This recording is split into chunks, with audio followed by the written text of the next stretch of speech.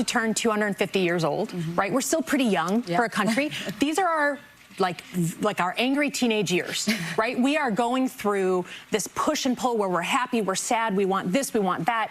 And what do you do when you have a teenager who's threatening themselves and others?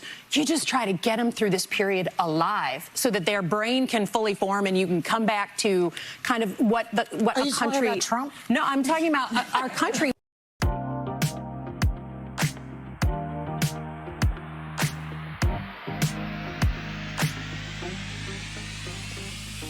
Hey everyone, it's the Politics Chick here. I hope you're having a great week so far. As always, we start the week with so much to choose from, but I want to focus on one thing because this one's really exploding, and this is this Democratic Senator, Alyssa Slotkin, looks like from Michigan. Well, she thought it would be smart if she made some insulting remarks about the brains of Trump voters. I mean, because this is how you win favorability, right? By insulting people. These Democrats are just not learning. But anyway, she went on one of the daytime shows. She pretty much went on there to say that she likened our president's election to the angry teenage years of the United States where voter brains are still being formed. So question, are we saying that it's just the Republicans, people that voted Republican, their brains weren't formed, but Democratic brains were formed because they voted for Biden last time? So that I'm confused. Whose brains exactly are not formed? I'd love to know that. She then proceeds to say, because she's super smart, right? I represent a state here where, you know, people voted for Trump and voted for me, and I have a responsibility to represent my entire state. What makes you think, if you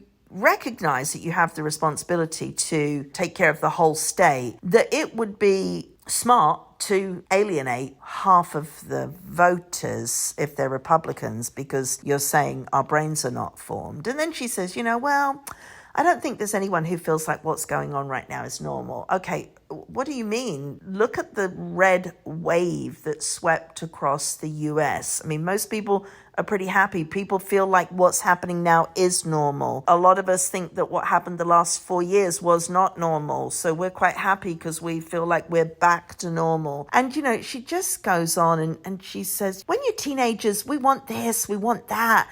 And what do you do when you have a teenager threatening themselves and others? She goes on, you just try to get them through this period alive so that their brain can fully form and you can come back to kind of what? And then she stops. Okay, so really, lady, you're trying to keep us alive? Okay, that if you can keep us alive, our brain can form and we will automatically all become Democrats. I don't know what you're talking about here.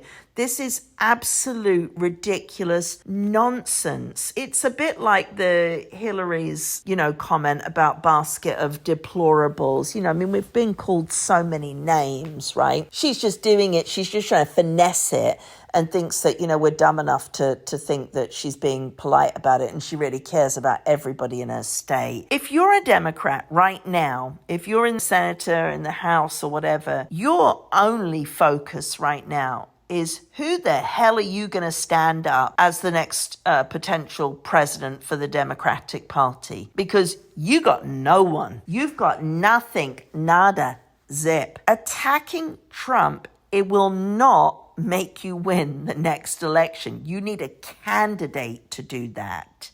You need somebody that you can stand up that is, you know, semi-rational, is not, you know, suffering from dementia. You should all be regrouping and you should be focusing on that, not worrying about dissing out all of the Trump voters. I mean, that's just the definition of insanity. It's a lack of self-awareness. She sounds like a teenager, right? She sounds like just an angry, upset teenager who's just not very smart. I don't get it. Please, Democrats, like, find somebody, focus on that. I mean, it's clear you can only do one thing at a time. Stop doing this madness like you did back last week when the Congress, you know, when there was the speech to Congress and you couldn't stand up for a little boy who'd fought cancer. Focus on what's ahead. That's my advice to you. Focus, stay focused.